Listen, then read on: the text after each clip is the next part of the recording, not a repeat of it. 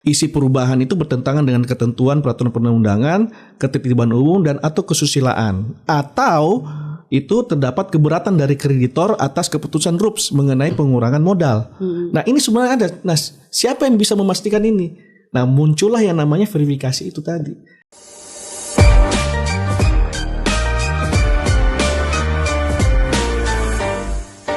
Jual beli saham itu mutlak minimal dilegalisasi oleh notaris. Kenapa? Kalau terjadi saham orang hilang, bisa ditunjuk hidungnya. Siapa yang salah? Notaris A. Kamu melegalisir padahal orangnya tidak tanda tangan. Tapi karena undang-undang mengatakan boleh di bawah tangan dan notaris harus menerima itu. Ini kalau Pak Dede tuh, saya bilang ke kliennya, Pak bisa enggak ini kalau misalnya dia ke kantor saya, Pak Fardian, Bapak apa? Minta apa? Ini dilegalisir dong supaya jelas. Bapak melebihi kewenangan ini. Undang-undang aja nggak bilang begitu. Nah, ini yang kami sulit di lapangan. Terjadilah saham hilang. Sekali lagi mohon, memang ada Pak Dede oknum seperti itu. Kami dari organisasi tindak tegas karena itu mencemari profesi kami ini yang katanya bermartabat. Tapi tolong juga jangan disalahkan terus. Undang-undangnya ini harus kita perbaiki, saya bilang. Undang-undang kami di tingkat kongres sudah mengatakan itu, ini bahaya gitu ya. Dan ini sudah kami suarakan. Sepanjang 40 2007 belum diperbaiki, maka akan terjadi terus begini, ya. Karena notaris mengatakan, ya saya menjalankan ini, ya sesuai dengan aturan. Jadi 40 2007 itu memang harus. Pertanyaan Dan saya mensupport. Ini menarik ya. Saya potong. Apakah gagasan yang Bapak maksudkan terkait dengan lemahnya undang-undang tadi membuka ruang potensi untuk terjadinya manipulasi tadi hanya sebatas wacana atau sudah pernah diberikan masukan langsung kepada pihak yang berkompeten dalam hal ini kementerian? Kami sudah memberikan rekomendasi itu sekian tahun yang lalu. Apakah diakomodir? Kalau hanya sebatas wacana gagasan tanpa adanya aksi nyata, itu sebagai kita kenal dengan teks yang tersebut di dalam undang-undang, hanya teks belaka. Tapi ketika ini diejawantahkan, ada langsung langkah konkret yang disampaikan. Oh, kami ini ada temuan nih kelemahan dari undang-undang ini. Pada poin ini kami kasih masukan nih. Begitu. Nah, jadi gini, sudah dilaksanakan. Pak. Pertama, yang di kongres itu kesatuan sikap dari kami notaris menyatakan itu. Yang kedua, kami rekomendasikan kepada kementerian. Yang ketiga, saya diminta ada sebagai narasumber di badan usaha yang lalu, Pak. Ini saya suarakan, boleh tanya teman-teman. Ini harus kita sikapi gitu ya. Kalau tidak, akan bertebaran terus saham-saham yang hilang ini. Ya. Mungkin permintaan kami, mbok di sistem itu, di AHU itu, dinyatakan kalau tidak dilegalisir oleh notaris jual beli saham ini kami tidak terima. Libatkan notaris dalam jual beli saham. Kalau terjadi sesuatu, notarisnya kita ikat, Pak. Tapi karena ini dibiarkan, ya. Tapi kan Pak beliau ini juga ada masalah, Pak Fardian. Ini pemegang sahamnya di luar negeri ini. Bapak minta legalisir, Bapak mengada-ngada katanya. Sudah pusing karena kami ujung tombak di lapangan berhadapan dengan masyarakat. Itu kira-kira kendala. Jadi saya mohon sekali lagi kita melihat dengan jernih masalahnya. Jangan selalu notaris. Dan semoga ini ke depan kita perbaiki. Ya, katanya sudah masuk prolegnas ya. Dan mudah-mudahan ini akan memberikan kecerahan bagi kepastian hukum dalam masyarakat. Silakan Pak Dir langsung menanggapi nih Pak Dir. Terus juga katanya pengumuman untuk verifikasi substantif ini katanya nggak diatur detailnya di undang-undang PT sendiri. Silakan Pak. Ya, menarik yang disampaikan memang Pak Fardian bahwa regulasinya memang harus dirubah, ya kita revisi dan sebagainya.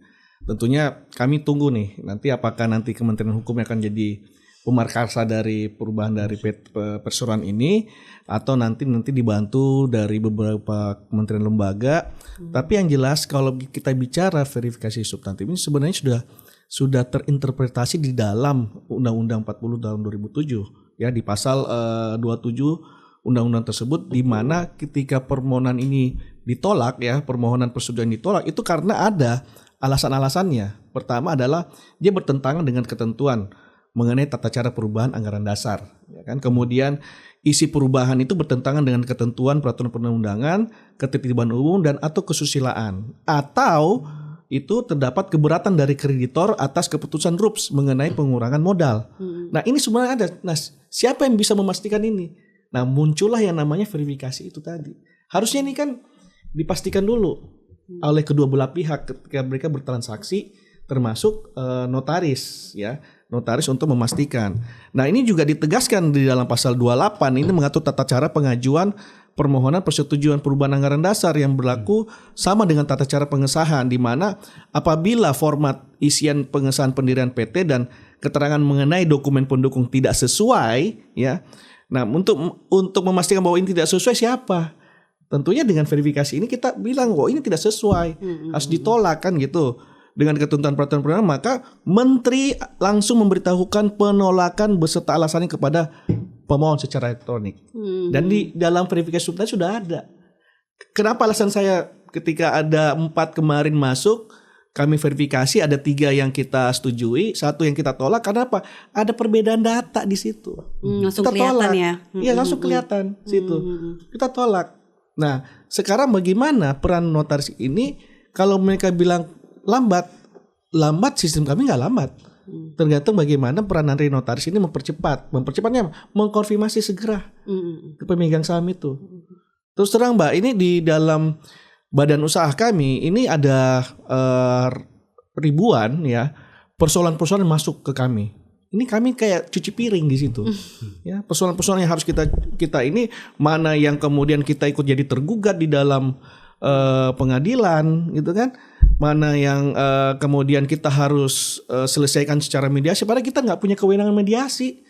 Kita harus mediasi kedua belah pihak yang berkeberatan, satu merasa dirinya benar, satu merasa dirinya diambil. Nah, kita harus pertemukan.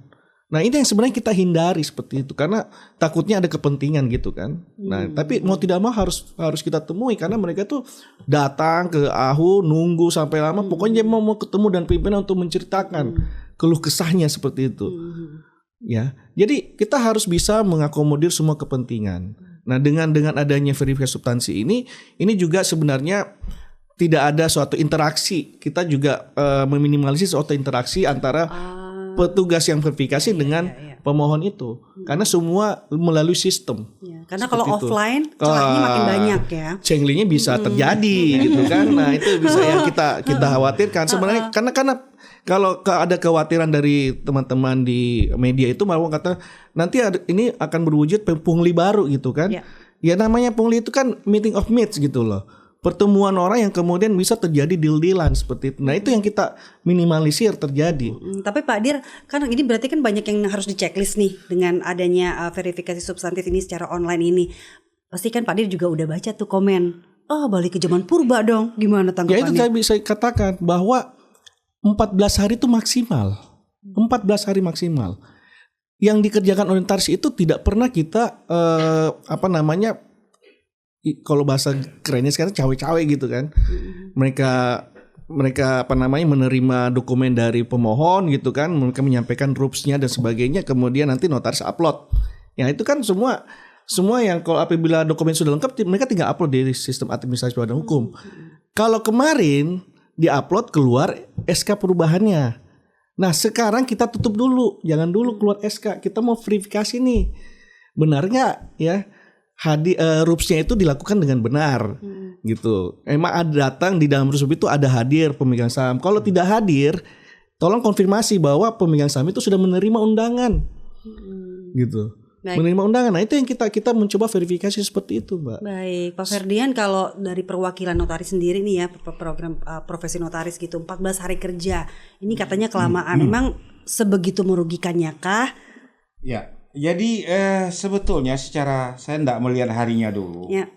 Verifikasi substansi yang dilakukan oleh kementerian ini nyata kok membantu kami notaris ya sebetulnya. Saya tidak bisa berbohong juga, memang ada ya yang diupload lain ya Pak Dir ya, kenyataannya begitu. Kami berterima kasih. pada saat AHU online itu dicanangkan, Pak, seluruh dunia tepuk tangan ya. Starting bisnis di Kementerian Kumham itu luar biasa ya. Dalam hitungan hari, selama ini 6 bulan. Tiba-tiba blok kementerian mengatakan 1 hari jadi SK. Seluruh dunia tepuk tangan. Starting bisnis, oke, semuanya. Bank Dunia, World Bank mengatakan good gitu. Tentu Pak Dir nggak mungkin lagi kembali ke zaman dulu itu ya. 14 hari itu tentu itu paling lambat ya Pak ya. Paling maksimal. Nah, maksimum. Tapi kembali Pak Dir, saya mengatakan saya mohon saya concern sekali dengan undang-undang. Tadi mengenai pasal 10, pasal 28 yang Pak Dir katakan itu mungkin untuk perubahan anggaran dasar ya. Nah, sekarang yang jadi bermasalahan kini yang menjadi topik isu kita yang banyak ini adalah perubahan data perseroan di pasal 29. Itu tidak ada kata-kata menteri dapat menolak dan segala macam ya. Nah, ini mungkin saya mengarahkan kepada perubahan nantinya. Kalau dulu itu pemberitahuan itu hanya dicap, Mbak. Jadi akte datang ke sini cap plak selesai gitu ya. Nah, ternyata ini banyak membawa permasalahan kita sekarang ini.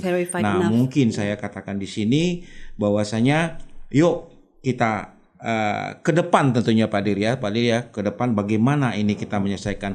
Kami melihat banyak sekali memang masalah. Verifikasi itu perlu, tapi kami minta waktunya kalau bisa dipercepat gitu ya. Dan mungkin dengan sistem yang baik ini bisa sehingga membantu notaris jangan lagi ada kesalahan. Nah, khusus untuk undang-undang PT Pak Dir ya. Saya ingin mengatakan untuk perubahan data perseroan. Jadi perubahan data itu Pak, untuk perubahan direksi dan pemegang saham itu bukan perubahan anggaran dasar. Itu perubahan data perseroan. Data perseroan. Nah, saya ingin mengatakan di Undang-Undang PT itu mengatakan Pak, sahnya jual beli saham, peralihan saham Pak itu apabila telah ditandatangani akta jual beli saham dan didaftarkan dalam DPS, daftar pemegang saham. Kapan sahnya pergantian pengurus? Pada saat ditutupnya rapat, nggak perlu di akta notaris. Dia rapat pemegang saham, saya angkat si Anu, top, sah. Dia bisa tanda tangan perjanjian kredit. Adapun pemberitahuan ini sifatnya administratif. Tidak ada efek apa-apa. Jadi administratifnya apa? Di dalam Undang-Undang PT, direksi yang tidak memberitahukan kepada menteri tentang pergantian direksi tidak akan dilayani. Itu sanksinya cuma. Pemegang saham yang tidak diberitahukan kepada menteri tidak akan dilayani untuk berikutnya. Sehingga ada sekarang penegasan kembali dan segala macam supaya masuk. Jadi itu mungkin di sisi perundang-undangan Pak Dir mungkin yang perlu kita perhatikan karena memang ternyata di perubahan data ini ternyata banyak fraudnya. Ya Bapak sendiri pusing memikirkannya dan itu verifikasi. Kami sangat setuju sekali dan terima kasih karena ini merupakan bantuan kepada kami notaris untuk bekerja lebih benar dan lebih baik. Ya tapi cuman mungkin waktunya dan dipertimbangkan juga bahwasanya substansinya. Ternyata pemegang peralihan saham itu berlaku dan pemberitahuannya sifatnya administratif gitu ya. Saya rasa itu mungkin dari tapi saya. Pak Fardian ini kan kita tidak bisa menutup mata bahwa di lapangan memang ada oknum-oknum yang nakal. Nah itu untuk mengembalikan kepercayaan publik. Ini komitmen dari ini tuh apa gitu? Kami untuk itu oknum-oknum yang ada bermasalah ini. Ada lembaga Pak, Bu Dia ya. Kami ada pengurus pusat dan ada dewan kehormatan. Sekarang ini kami memproses beberapa notaris ya yang menyalahgunakan akun. Itu kami proses sebagai pelanggaran etik. Ya, kami berikan sanksi dan itu malah kami lanjutkan ke majelis pengawas yang Bapak sebutkan tadi. Ini si notaris tolong dilihat apakah dia melanggar UUJN atau melanggar apapun. Tolong diproses dan diberikan sanksi. Karena kesalahan 2, 3 sampai 5 orang notaris, Mbak, bisa mencemarkan profesi yang mulia ini. Setuju. Jadi kami berharap ya ditindak karena kepercayaan masyarakat kepada kami akan runtuh apabila ini orang-orang ini terus dibiarkan. Yang bersalah tindak, tapi juga kalau yang kerjanya benar tolong dilindungi. Itu saja. Baik. Terima kasih. Mas Dede, ini udah beberapa kali menangani kasus seperti ini gitu ya. Rekomendasi dari Mas Dede sendiri gitu ya untuk kepada pemegang saham supaya perusahaan juga terlindungi. Ini karena waktu kita sempit gitu ya. Kira-kira rekomendasi dari seorang Dede ini apa nih? Baik, kalau melihat situasi kekinian ya hari ini yang secara real kita alami, maka mungkin kami memberikan beberapa saran, baik itu dari sisi Kementerian Hukum dan HAM. Dalam hal ini kami mengingatkan bahwa pentingnya verifikasi yang dimaksudkan. Kami mendukung program itu, kebijakan itu. Supaya apa? Supaya mampu meminimalisir dari oknum-oknum nakal notaris tadi. Itu yang pertama. Yang kedua, perlunya ada sinergi antara ini, baik itu dalam konteks MPN-nya ataupun MKN-nya, lebih ditingkatkan lagi sinerginya dengan pihak kementerian. Supaya apa? Ada komunikasi yang efektif kepada pihak kementerian. Misalkan nih, kita tidak bisa menutup diri ya. Kita tidak bisa menutup diri bahwa oknum-oknum ini bukan lagi 1-2 orang, tapi sangat banyak sekali. Saya kebetulan pernah melaporkan di wilayah kepolisian Polda Riau, baik itu juga ada di Bareskrim. Artinya saya menemukan cukup banyak oknum-oknum notaris yang nakal. Nah, oleh karena itu, kenapa tadi kami katakan sangat penting sekali adanya sinergi antara dua lembaga ini, supaya apa? Berjalan sesuai dengan tracknya masing-masing. Saya sepakat terhadap Pak Fardian bahwa kalau notaris yang baik, jujur, berintegritas kita lindungi. Saya sepakat, kita appreciate, kita sangat sepakat. Tapi bagaimana konteksnya ketika ada temuan, bahkan sudah ada putusan, notari itu nyata melakukan fraud, tindakan fraud ataupun penyalahgunaan kewenangannya. Nah, harus ada sanksi tegas supaya apa? Menjadi pembelajaran bagi teman-teman notaris yang baru akan bertumbuh dan berkembang begitu. Kalaulah sudah dinodai dengan notaris-notaris yang justru senior, yang sudah, kalau dikatakan, kalau boleh saya mengutip bahasanya anak milenial, itu sudah suhu, lalu memberikan pengajaran yang tidak baik kepada notaris-notaris muda. Nah, ini menjadi presiden buruk menurut saya. Maka diperlukan ketegasan dari ini itu sendiri. Saya kira demikian, Pak. Baik, terakhir Pak Dir ya, karena kita juga sangat sempit ini waktunya. Sayang sekali, banyak sekali bisa kita bahas gitu ya. Ini topik yang sangat hot gitu. Pak Dir, ini bagaimana kira-kira untuk meyakinkan gitu ya bahwa verifikasi substantif ini adalah akan berjalan transparan, konsisten, bebas dari pungli seperti itu ya, dan bagaimana untuk menanggapi mungkin dari Mas Dede sendiri ini perlu adanya sinkronisasi lagi antara Persatuan Notaris dengan kementerian. Kalau Mbak Dian nanti jalan-jalan ke ruangan saya, itu Mbak Dian bisa lihat sekarang dokumen itu yang dulunya itu gunung sekarang bukit. Artinya apa? Kita sudah mulai memperketat pengawasan ini. Badan usaha, Direktorat Badan Usaha, Direktorat Jenderal Administrasi Umum ini adalah etalase dari kinerja notaris. Ya, etalase dari hasil kinerja notaris. Semakin banyak masuk dokumen-dokumen terkait dengan keberatan, gugatan dan sebagainya, berarti kan ini memperlihatkan kinerja dari notaris. Nah, oleh karena itu saya pikir benar bahwa perlu memang suatu sinergitas ya, baik itu dalam pembinaan, edukasi, kemudian penguatan terhadap notaris agar mereka dapat menjalankan secara profesional profesinya ya, secara profesional. Nah, kemudian juga bagaimana kita meminimalisir, karena secara data itu hampir mungkin lebih dari 1.000 ya, saya nggak ingat angkanya, hampir dari 1.000 itu sejak tahun 2022 sampai 2024 ya, itu hampir 1.000 tuh notaris itu dipanggil untuk diperiksa di kepolisian ya. Saya nggak tahu, saya belum dapat data untuk berapa banyak notaris yang sudah dipidanakan ya. Berarti ini kan memang lihat dari kinerja notaris. Jadi ini sebenarnya PR. Bukan PR PP ini sendiri, tapi PR bagi kami juga sebagai pembina notaris ya. Nah, ini bagaimana nanti kita sinergi, kolaborasi dengan PP ini bagaimana kita membangun satu kurikulum yang tepat dalam hal bagaimana notaris ketika membuat akta dan sebagainya itu benar-benar mereka harus memastikan. Jadi sosialisasinya nggak mendadak juga Iya, gitu tidak ya. mendadak. Karena sosialisasi memang juga harus dilakukan secara intensif, rutin. Nah, ini juga masukan ini buat Pak Fardian karena setiap pelaksanaan UKN itu yang hanya diminta adalah sertifikat dari PP ini.